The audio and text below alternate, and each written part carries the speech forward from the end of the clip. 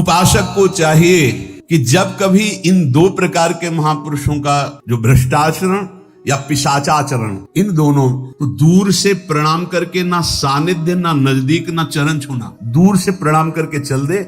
इनके प्रति कभी अशुद्ध भावना भी न लावे, क्योंकि वहां क्षमा शब्द नहीं है। जैसे आग में क्षमा शब्द नहीं है, अगर आपने प्यार से भी स्पर्श किया तो दाहिका शक्ति जला देगी, और रोष से भी स्पर्श किया तो उसकी दाहिका शक्ति आपको जला देगी। सात्विक आचरण वाले महापुरुषों के द्वारा परम मंगल होता है, और वही सिद्धि प्राप्त करना उचित है। इस कोटि के ये सब भगवान शंकर स्वरूप हैं, इनको केवल प्रणाम है, ना इनके आचरण अनुकरणीय है, ना इनकी स्थिति परिचय में आ सकती है। तो कैसे सिद्ध हुआ जाए? श्री भगवान अर्जुन जी को कहते हैं कि जो यस्य सर्वे समारंभाः काम संकल्प वर्जिताः ज्ञानाग्नि दग्ध कर्माणं तमाहु पंडितम बुधाः। ये है आचार्य कोटि से सिद्ध हुए महापुरुषों का स्वभाव स्थिति। यस्य सर्वे समारंभाः काम संकल्प वर्जिता, जिनके संपूर्ण कर्म का आरंभ कामना से या संकल्प से नहीं होता है। स्वाभाविक, चलो परिक्रमा तो ऐसा कर ले, कोई संकल्प नहीं, कोई कामना नहीं कि बैठे बैठे कामना का चिंतन हुआ, इसका फल ये होगा, इसका फल। यस्य सर्वे समारंभा काम संकल्प वर्जिता, ना कोई कामना ना कोई संकल्प, जिसके ऐसे कर्म होते हैं, कोई कामना नहीं कोई संकल्प नहीं। और जो ज्ञानाग्नि के द्वारा जिनके कर्म भस्म हो चुके हैं, वो परम ज्ञानी, वो पंडित जन कहे जाते। पंडित जन भगवत प्राप्त, पंडिता समदर्शिना, वो समदर्शी महात्मा को ही पंडित कहते हैं। जो विषयों का बार बार चिंतन होता है तो विषयों की कामना होती है, कामना से विषय भोग की इच्छा होती है। जो कामना हुई संकल्प बना विषय भोग, इसे संसारी पुरुष कहते हैं। ये बंधन युक्त पुरुष है। जायतो विषयान पुंसा संगास्तेषु उपजायते संगात संजायते कामः कामा क्रोधो भी जायते क्रोधात् भवति सम्मोहा सम्मोहात् स्मृति विभ्रमा स्मृति भ्रंशात् बुद्धिनाशो बुद्धिनाशात् प्रणश्यति। ये सर्वनाश बंधन कारक बार बार विषयों का चिंतन, उनकी कामना, उनका संकल्प, चाहे वो जीवन में उपयोगी वस्तुएं हो, सुख देने वाली हो, उसकी कामना होती, उसका चिंतन होने पर उसका संकल्प बनता है, उनकी क्रिया होती,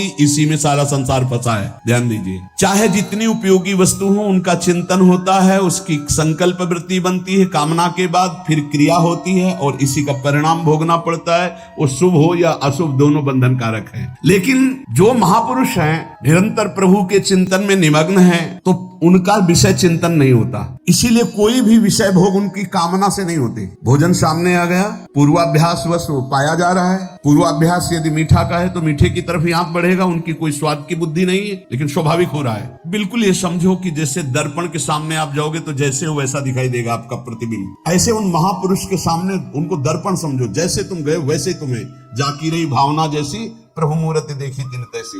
आपसे ठीक वैसे व्यवहार करेंगे, लेकिन आप पहचान नहीं सकते कि ये इस व्यवहार से बहुत परे हैं। क्योंकि उनके अंदर विषय चिंतन नहीं रहता, निरंतर भगवत चिंतन होता है, इसलिए उनके अंदर कोई कामना नहीं रहती, इसलिए कोई संकल्प नहीं बनता, इसलिए बिना संकल्प की क्रियाएं हो रही। अब जो कामना और संकल्प करके क्रियाएं कर रहे हैं वो कैसे पहचान पाएंगे? उनका सारा कर्म बिना कामना और संकल्प का होता है। ये कामना और संकल्प दो बीज हैं संसार के, इसी से संसार वृक्ष में वो बंधा हुआ है। यद्यपि नहीं बंधा फिर भी बंधा है। कामना और संकल्प दो बात, इसी से कर्म होते हैं, इसी से उसको फल भोगना होता है। दो बातें, और ये दो बातें ज्ञान में या भक्ति में भस्म हो जाती हैं, कामना और संकल्प, तो बीज ही नहीं पड़ता कर्म का, वो कर्म अकर्म हो जाता है, वो बाध नहीं पाता है। कामना और संकल्प रहित, कामना और संकल्प, ये खूब भजन करो, उसी से जाएंगे। या सुंदर विवेक हो गया तो देह भाव रहित चिंतन है तो कामना नहीं, देह भाव रहित चिंतन है तो संकल्प नहीं। क्रियाएं होंगी, क्रियाएं जैसे ढलान में इंजन बंद कर दो, गाड़ी फ्री छोड़ दो, वो चलने लगेगी ना। ऐसे सिद्ध महापुरुष का जीवन चलता है, इंजन बंद है, संकल्प नहीं है, कोई कामना नहीं है, पर आपको क्रियाएं होती दिखाई दे रही है। वो संकल्प रहित महापुरुष, समझ पाओ तो जैसे ढलान में गाड़ी का इंजन बंद है, बिल्कुल पेट्रोल खर्चा नहीं हो रहा पर गाड़ी चल रही है, ऐसे सिद्ध महापुरुष का जीवन चल रहा है, कोई संकल्प नहीं, कोई कामना नहीं। जैसे रोड में पेट्रोल भी खर्चा होगा, इंजन भी चल रहा है, उसको चलाना भी है। ये संसार के रोड की यात्रा है, और जिनका काम हो गया उनका बंद इंजन पर गाड़ी चलती नजर आ रही है, वो क्रियावत दिखाई दे रहे हैं, लेकिन उनका कर्म अकर्म है, क्योंकि ना कामना है ना संकल्प है, ना पेट्रोल खर्चा हो रहा है ना इंजन चल रहा है, ढलान में गाड़ी जा रही है। यही दो बीज हैं संसार में बांधने वाले, कामना और संकल्प। इसीलिए संकल्प रहित जीवन, कामना रहित जीवन बनाने के लिए निरंतर नाम जप करो। सिद्ध महापुरुष में संकल्प और कामना नष्ट हो जाते, नहीं रह जाते, केवल कर्म होते रहते। इंजन बंद है, पेट्रोल खर्चा नहीं हो रहा, केवल गाड़ी चल रही है, शरीर की यात्रा हो रही, कोई कर्मों का उनके कर्माणि श्रुति बोधिताम नितराम कुर्वन्तु कुर्वन्तु मां, शास्त्र के अनुसार कर्म करे या न करे कोई फर्क नहीं, स्थिति जीवन मुक्त। उसके द्वारा लोक संग्रहार्थ, कर्तव्य परंपरा की सुरक्षार्थ संपूर्ण कर्म होते रहते हैं। वो सब अकर्म होते हैं, वो शुभ कर्म या अशुभ कर्म उसे बांधने वाले नहीं होते। यही स्थिति प्राप्त करने के लिए मानव जन्म मिला। बिना कर्म किए कोई एक क्षण भी नहीं रह सकता। कामना और संकल्प रहित कर्म उसे बांधते नहीं, सब कामना और संकल्प से कर्म कर रहे हैं, इसीलिए सब बंधे हुए हैं। समारंभा कह रहे कि ना कामना हो और ना कर्म करने की इच्छा हो, एक ये स्थिति होती है। ना कोई कामना है और ना कोई कर्म करने की इच्छा है, ये ज्यादा ठीक नहीं है। वो जैसे मोटर गैरेज में खड़ी है, ना इंजन चल रहा ना पहिया चल रहा है, नहीं, मोटर का प्रयोग चलने पे है, खड़ी है तो बात तो नहीं। ना कामना है ना कर्म है, ठीक नहीं। दूसरा है कामना होती पर कर्म नहीं होती।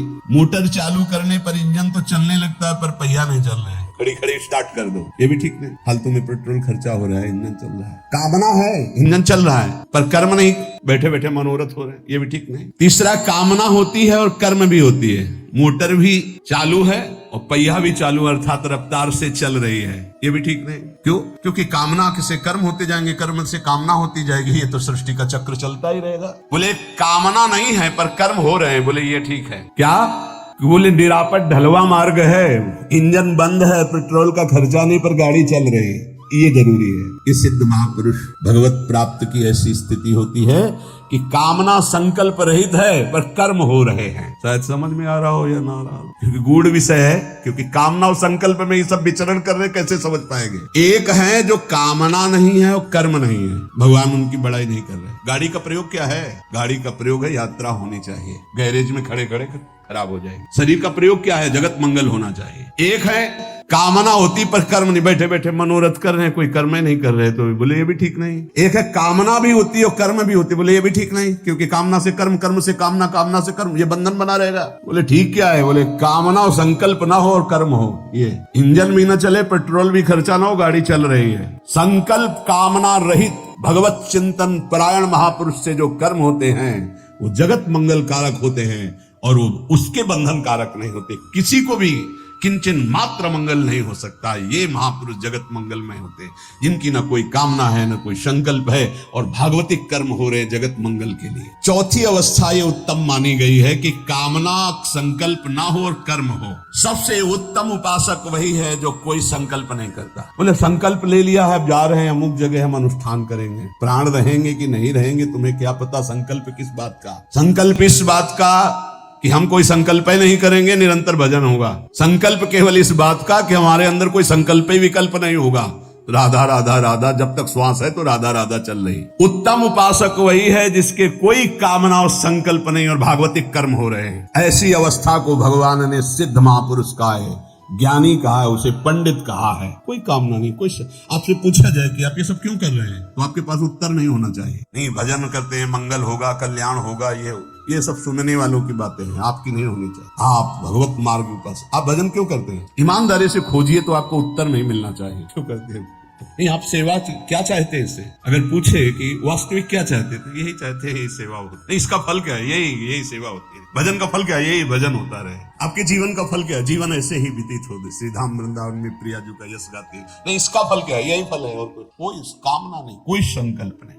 समारंभा, महापुरुषों के द्वारा ऐसे कर्म होते हैं सुचारू रूप से सांगोपांग सबका मंगल करने वाले। कोई संकल्प नहीं, कोई कामना नहीं, सर्वे उसके द्वारा सब के सब कर्म संकल्प और कामना रहित होते हैं। इसलिए कोई नहीं जान। जैसे आपसे बार बार आप ऐसा कर, आप ऐसा, उनको लगता कुछ तो है मेरे में, कुछ तो है ऐसा।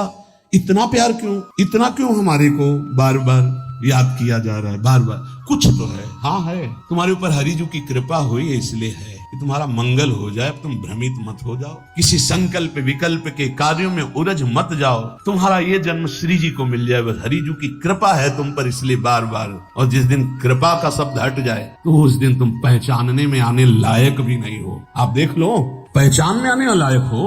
किस बात की पहचान है तुम्हारी? तुम्हारी किस बात की पहचान? बोले हरिजू की कृपा है, इसलिए हरि के पार्षद हमको देख रहे हैं, डांट रहे हैं, संभाल रहे हैं। बस अगर तुम्हें कुछ लगता है कि मैं कुछ हूं क्या, तो प्रार्थना करो श्री जी से कि एक बार कृपा हटाओ अपनी, फिर देखो हमारा क्या हाल होता है। फिर को तुम्हें कोई पूछे, कोई देखे, और भगवान ने अपनी कृपा से कोई इशारा किया कि साइड में आ जाओ, तो इंसान की भी सामर्थ्य नहीं रह गई जो अपने को भगवान बने। इंसान भी बनने की सामर्थ्य नहीं रह गई, वो चाहे हिरण्यकश्यप हो, चाहे रावण हो, या कोई भी बड़े से बड़ा हो, धूल धूसरित हो गए। इसलिए होश में, यदि संतों की कृपा हो रही है तो उसको ये मत समझो कि तुम कुछ हो, तुम रूपवान हो, गुणवान हो, धनवान हो, कुलवान हो, बुद्धिमान हो, या कुछ भी, कुछ नहीं हो तुम। सिर्फ तुम्हारे ऊपर हरि की कृपा है, इसलिए वो तुम्हें संभाल रहे हैं। बस तुम नहीं जान पाओगे, जैसे माँ अपने बच्चे को संभालती है, ऐसे संत जन देख लेते हैं कि हरि ने जब घसीटा है तो मेरे हरि का घसीटा हुआ माया ना घसीट पावे। तो इधर आ। एक महात्मा नाव में जा रहे थे, नाविक बीच में गया और बोले सावधान, जिसको तैरना आता हो कूद जाने की तैयारी रखो, क्योंकि नाव डूबने वाली है। महात्मा का 5 लीटर का कमंडल बड़ा था, भर भर के नदी से नाव में डालने लगे। वो भाव रहे हो, वो किसी की नहीं सुन रहे थे। थोड़ा लंबी सांस ली और नाविक ने कहा भगवान की कृपा से भंवर से नाव पार हो चुकी, अब लगता है बच जाएगी। तो कमंडल भीतर से नाव में भर के बाहर डाल। लोगों ने सोचा बाबा पागल है, लेकिन बहुत संतों को नाव में बैठाल के पार करता। जब सब यात्री चले गए तो महात्मा जी के चरणों में प्रणाम किया और कहा महाराज मैं थोड़ा समझना चाहता हूँ, यद्यपि महात्माओं की लीलाएं बड़ी अव्यक्त होती है। जब हमने कहा कि नाव डूबने वाली है तो आपने भर भर के कमंडल नाव में डालना शुरू कर दिया, क्यों? बोले आपने कहा नाव डूबने वाली है तो हमें लगा कि मेरे प्यारे की इच्छा है नाव डूब जाए, तो हमने 5 कमंडल अपने और उनकी इच्छा में मिला दिया। जब आपने कहा नाव बचने वाली तो पूरे कमंडल के पानी बाहर कर दिए। तो जैसी मेरी स्वामी की इच्छा वैसा मैं करता हूँ, आप मत करना है सर। हाँ भैया, कोई नाव डूब रही है तो 10 कमंडल हमारी तरफ से भी उसमें पिटाई कर देंगे लोग। आज की ऐसी श्रद्धालु,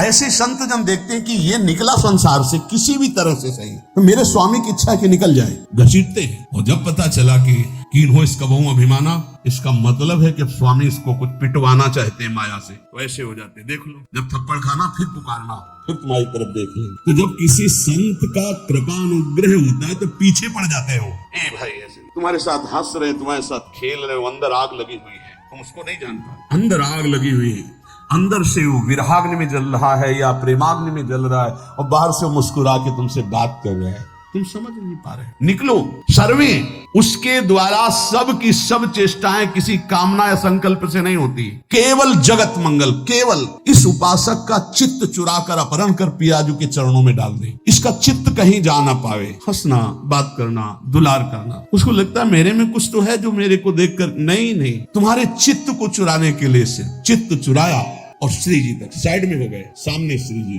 क्योंकि हमको श्री जी तक पहुंचाना है। आपके चित्त की भेंट आप नहीं पहुंचा सकते, हमारी केवल ड्यूटी है, हमारी केवल सेवा है आपके चित्त को पकड़ना, और श्री जी के, हम पोस्टमैन हैं, और श्री जी की बात आप तक, निज मंत्र, शरणागत, प्रेम, रोज सत्संग। चलो, हमारा लक्ष्य है कि हमारी तरफ देखो सो हम हटे, और श्री जी पीछे देखो वो, उनके लिए हम तुम्हें तैयार कर रहे हैं, हम उनके लिए पकड़ पाए। और जिन जिन उपासकों को ऐसा, वो देखो उनकी चित्तवृत्ति कहाँ है, हमारा मुस्कुराना, हमारा हंसना, हमारा बोलना, हमारी एक एक चेष्टा, आज तुम्हें अंतर की बात कह रहे हैं, हृदय से यही चाह है कि ये उपासक एकमात्र श्री जी का अनन्य बन जाए, इसे कोई भ्रष्ट न कर पावे, इसे कोई माया का पार्षद डगमगा न दे इस मार्ग से। बस सारी चेष्टा एकमात्र केवल अपनी प्रियाजू के लिए, किंचन मात्र उसका ना कोई स्वार्थ, ना कोई कामना, ना कोई संकल्प। अब वो धीरे धीरे धीरे अंतर आए, अब एकदम साइड। अब स्थिति क्या है? श्री जी और आप, श्री जी और आप। क्यों? ये बीच में जो आपको ढांचा दिखाई दे रहा है नासवान है, आज बोल रहा है कल नहीं बोलेगा, आज सामने बैठा है कल नहीं बैठा रहेगा। ये एक व्यक्तित्व है, ये ब्रह्म नहीं है। जो ब्रह्म है उससे संबंध कराने के लिए है। इसका जो सारा नाटक है वो केवल आपके चित्त को चुरा के प्रियाजू तक पहुंचाने, चाहे वो रोष भरा हो या प्यार भरा हो। ज्ञानाग्नि दग्ध कर्मणाम, कर्मों का संबंध शरीर से है और हृदय का संबंध प्रभु से है। यह है भक्त का जीवन। और ज्ञानी स्वरूप में स्थित रहता है, न शरीर से संबंध रखता है, न कर्मों से संबंध रखता है, इसलिए उसका न आरंभ होता है न अंत होता है, वो अनंत महिमा में स्थित होता है। शरीर और क्रियाएं संसार प्रकृति से अभिन्न है, स्वरूप और परमात्मा ये अभिन्न है। डिपार्टमेंट बिल्कुल अलग है। स्वरूप और परमात्मा तत्व ये अभिन्न है, शरीर और क्रिया ये अभिन्न है। तो न शरीर से मतलब है न क्रिया से मतलब है उस ज्ञानी महापुरुष को। और भक्त शरीर और क्रियाएं सब प्रभु को समर्पित कर चुका है, इसलिए कोई कामना नहीं, कोई संकल्प नहीं। तबाहु पंडितम बुधाहा, जो कामना संकल्प का त्याग करके जगत मंगल के लिए कर्म होते रहते हैं, भगवान करे तमाहु पंडितम बुधाहा, वो परम ज्ञानी है। कर्मों का त्यागी तो लगेगा कर्मों का त्यागी है, लेकिन कर्म करता हुआ कर्म फल और कर्म संकल्प का त्यागी, ये सबसे बड़ा महापुरुष है, ये भगवान है। भगवान को कुछ प्राप्त करना है क्या, फिर भी कर्म में लगते हैं ना। पूरे जीवन चरित्र को पढ़ करके देखिए, ऐसे ही भगवत प्राप्त महापुरुष होते हैं। बाहर से कर्म त्याग करने की महिमा नहीं है, कामना और कर्म फल त्याग करके कर्म करने की महिमा है। अच्छे से समझ लो, कायर बन करके बैठने की महिमा नहीं है। संकल्प और फल के त्याग का, ममता और आसक्ति के त्याग का फल। कर्म कर रहे हैं, कोई ममता नहीं, कोई आसक्ति नहीं, कोई फलाकांक्षा नहीं, शास्त्र सम्मत कर्म हो रहा है, उससे जगत मंगल होता है। जैसे कमल का पत्ता जल में उत्पन्न होता है, जल में रहता है, लेकिन जल से निर्लिप्त रहता है, ऐसे ही वो महापुरुष संसार में पैदा हुआ, संसार के कार्य कर रहा है, लेकिन निर्लिप्त रहता है। ये निर्लिप्तता ही तमाहु पंडितम बुधा है, वही परम ज्ञानी, वही भगवत प्राप्त महात्मा है। अगर आपको यह वीडियो अच्छी लगी है तो वीडियो को लाइक करें, कमेंट करें और चैनल को सब्सक्राइब जरूर करें। और मैं आपको मिलता हूं कल एक और नए वीडियो के साथ। राधे राधे।